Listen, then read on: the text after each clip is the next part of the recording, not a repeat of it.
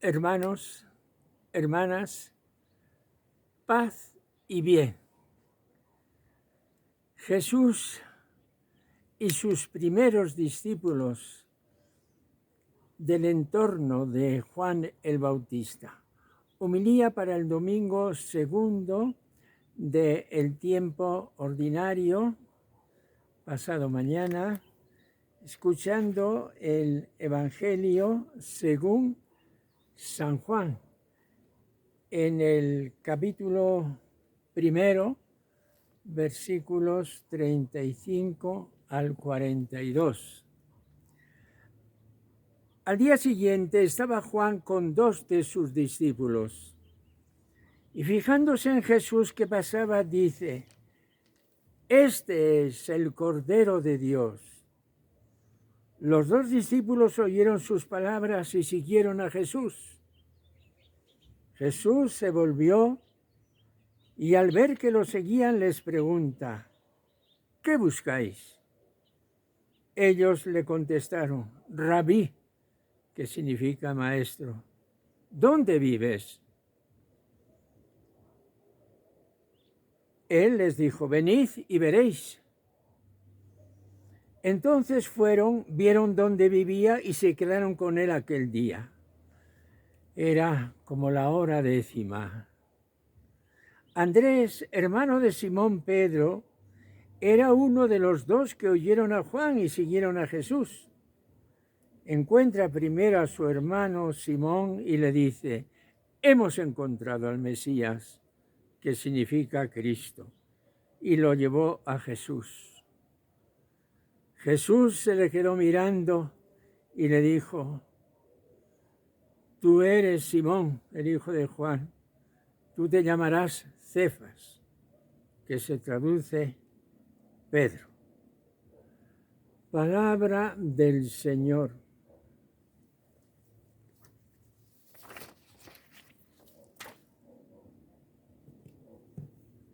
Hermanos, pasaron las Navidades y estamos encarrilados en el tiempo ordinario para el curso escolar, tiempo ordinario para otros trabajos que han tenido también un paréntesis vacacional en estas fiestas. En la liturgia llamamos tiempo ordinario a ese tiempo que no es Adviento, Navidad, Cuaresma y Pascua. No es un tiempo de segunda categoría porque los misterios del Señor que celebramos son todos misterios divinos. Lo que sucede es que en esos tiempos particulares o especiales que acabamos de mencionar, nos detenemos en particular en ciertos perfiles o aspectos del misterio total de Jesús, mientras que en el tiempo ordinario celebramos todo el misterio de Jesús en su integridad, repasando los episodios de la vida del Señor según nos lo cuentan los santos evangelios. Cada domingo es la fiesta central de la Iglesia y cada domingo celebramos el misterio pascual de Jesús, es decir, su muerte, desembocadura de su vida y su resurrección. Iniciando pues el tiempo ordinario, vamos a contemplar, después del bautismo del Señor, que es el domingo que sigue la Epifanía, las escenas primeras de su ministerio. Hoy los primeros discípulos, tal como los ha visto el evangelista San Juan. El domingo que viene, los primeros discípulos, según la narración de San Marcos. Acabamos de escuchar una escena llena de sugerencias, llena de encanto. Ocurre que algunos discípulos de Jesús habían sido primero discípulos de Juan el Bautista. Veamos qué pasó con los 3 primeros. Cuando se escriben estas cosas, habían transcurrido ya muchos años de la muerte de Jesús. Todo se había aclarado y la Iglesia estaba en marcha. Se sabía perfectamente que el movimiento espiritual del Bautista había sido un movimiento introductorio para el que venía detrás de él. Por eso le llamamos a Juan Bautista el precursor. De cualquier manera, ¿acaso las cosas al principio no estaban del todo claras? Pero después, cuando se escribió el Evangelio según San Juan, ya todo se había clarificado. Algunos estudiosos nos quieren convencer de que Jesús, al principio, había sido discípulo de Juan antes de fundar su propio movimiento. Estas hipótesis eruditas difícilmente se pueden compaginar con las palabras definitivas que leemos en el cuarto Evangelio.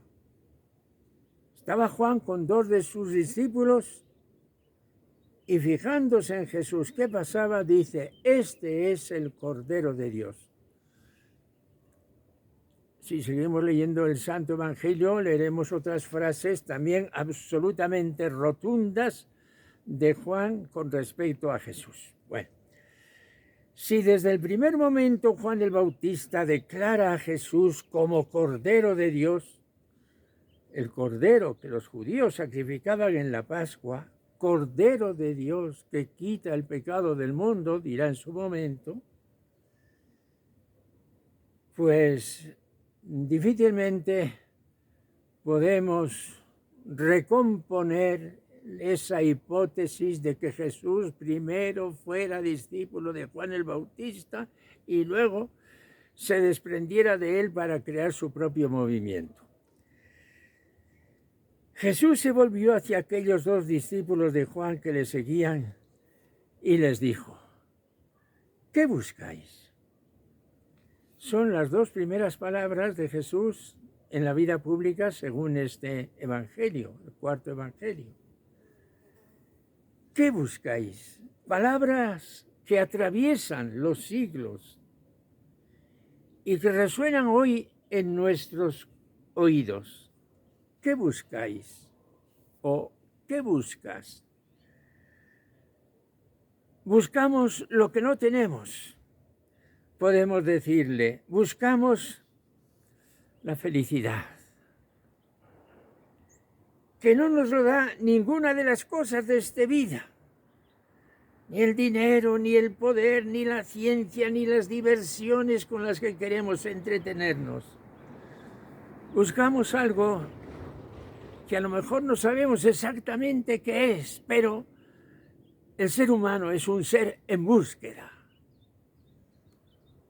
Si se apaga esta búsqueda, hermanos, se apaga la vida. Buscamos algo que te lo vamos a decir con una palabra. Rabí, ¿dónde vives? El evangelista nos aclara que rabí, palabra judía, significa maestro. Sí, Jesús es nuestro maestro. El maestro que sabe lo que nadie sabe. El maestro que no engaña. El maestro que no hace propaganda para vender, sino el maestro que revela lo que nadie puede revelar. La verdad de Dios. Cada vez que acudimos al Evangelio, vamos en busca de esta verdad, la verdad de Dios. Rabí, ¿dónde vives? Venid y veréis, dijo el Señor. Fueron y se quedaron con él. Era la hora 10ª del día. Era más o menos las 4 de la tarde del reloj del sol, como son ahora. Una hora en que declina el día y comienza el nuevo día del calendario, pues los judíos cuentan el día del atardecer de hoy al atardecer de mañana. Hermanos, es muy bonito que el evangelista nos dé este detalle. Era al atardecer. El atardecer es la hora tranquila del paseo, es la hora del amor. cuántos noviazgos se han tejido comenzando en aquella tarde inolvidable, en aquel paisaje que uno lo recuerda perfectamente y hasta puede oler el perfume de aquella escena, de aquel ambiente. Fue entonces, todo comenzó en aquella tarde divina. Permítame, hermanos, una anécdota. Siendo yo joven estudiante, un profesor nos vino a dar unas lecciones de declamación. Él trabajaba en un escenario y se le ocurrió comentar a este profesor este versículo. Eran las 4 de la tarde. Y recuerdo que nos evocó aquel poema, en los que han estudiado literatura lo conoce, de García Lorca. Eran las 5 de la tarde. Las 5 de la tarde, en aquella elegía del torero. Las 5 de la tarde, cuando el toro frente a frente lo miró. Eran las 5 de la tarde, va repitiendo el poeta. Las 5 de la tarde es todo un escenario, es todo un recuerdo ungido de pasión. Pues fue en aquel atardecer cuando todo comenzó. Rabí, ¿dónde vives? Venid y lo veréis, dijo el Señor. Hermanos, ¿qué hablaron aquella noche? Fue la noche del encuentro y del milagro. A la mañana siguiente, Andrés, que era uno de esos dos, el otro podría haber sido el mismo Juan que escribe, pero no lo sabemos. Andrés, venerado en la iglesia de Oriente como el primer llamado, el protoclito. Andrés le dice a su hermano Simón, hemos encontrado al Mesías. Y lo llevó a Jesús. Y fíjense lo que dice el Evangelio. Jesús se le quedó mirando y le dijo, tú eres Simón, hijo de Jonás, hijo de Juan, tú te llamarás Cefas, que se traduce Pedro. Todo comenzó en aquel encuentro, en aquella mirada. Hermanos, en el catecismo que yo estudié de pequeño, que muchos de los que me oyen, pues también, si son de edad mayor, se nos decía en aquella enseñanza de pregunta y respuesta, ¿qué es fe? Fe es creer lo que no vimos. Es correcto, pero a lo mejor es más acertado otra definición. ¿Qué es fe? La fe es un encuentro. Es haberse encontrado con Jesús. El encuentro con Jesús es un enamoramiento. Todo cambia desde ese encuentro. El mundo y la vida siguen siendo igual, pero ya es distinto desde esa nueva mirada y sensibilidad. Esa otra manera de ver me ha enseñado otros valores, otros motivos de actuación y de compromiso, comenzando por una nueva visión de mí mismo.